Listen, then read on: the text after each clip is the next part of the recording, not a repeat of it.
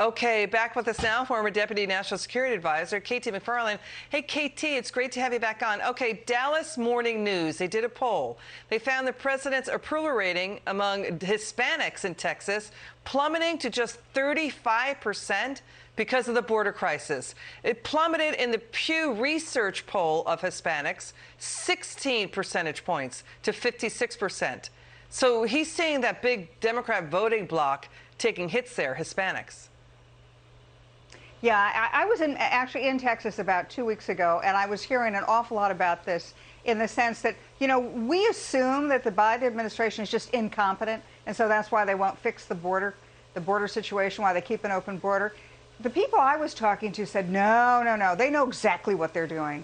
They know that, particularly with the Hispanic vote, their economic plan, it just isn't working very well. In part because Hispanics are a lot of small businesses, either employees or small businesses are owned by Hispanics. It's the fastest growing segment of the small business group is Hispanics. And the Biden administration's taxation, regulation, mandates, and particularly inflation are really crushing small business. So that the reaction from the Hispanic voter is he doesn't like any of that. So what does the Biden administration do? Well, they're not going to change their policies. They're full-bore socialists. So what they're doing with an open border is they're taking the people who are coming across the border, they're relocating them in red states in the South with the idea that they will, within a certain period of time, grant them amnesty, citizenship, and voting rights, and that's how they're going to win elections. They think all Hispanics are the same. They're making a huge mistake, and I think it's a calculated risk that they're taking, and I think they're going to fail because Hispanic voters are drifting away from the Democrats, and they're drifting towards pro-market, pro-business Republicans. Interesting, and the Independent Party is getting bigger. You know, let's watch Democrat Congressman Henry Cuellar of Texas on this. Watch this. In South Texas, and I've been in some of those counties just the last couple of days, have said, and you know, the people that have traveled with me, they know what they've heard. They want the border secured. Are there more? Yeah. Oh, yeah, there's a lot more coming into the United States. As long as they think that the border is open, they're going to continue coming. It becomes a magnet. That's the reality of it.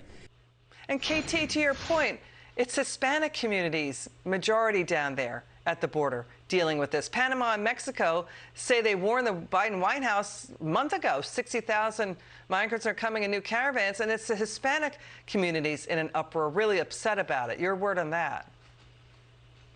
You know, look, all immigrants and migrants aren't the same. The Biden administration is treating them very differently.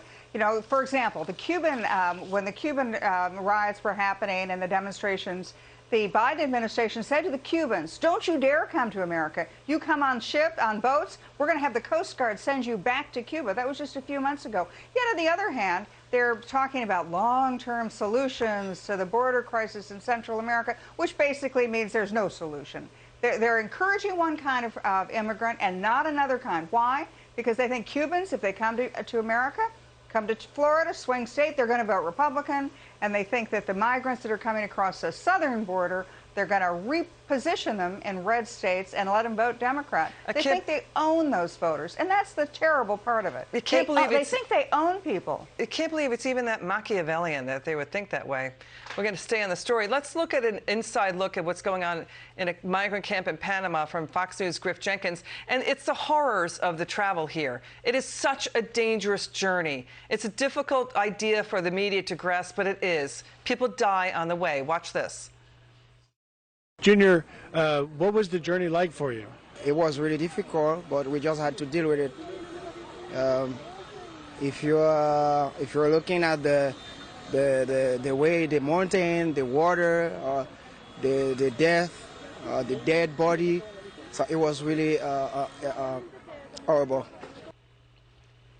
All right, he said dead bodies, right? People, the drug cartels kill people on the way. Human smugglers kill people on the way. Women get assaulted and raped, and children get attacked on the way. Now, with drone footage, you see migrants crossing from Canada into the U.S. Your final word.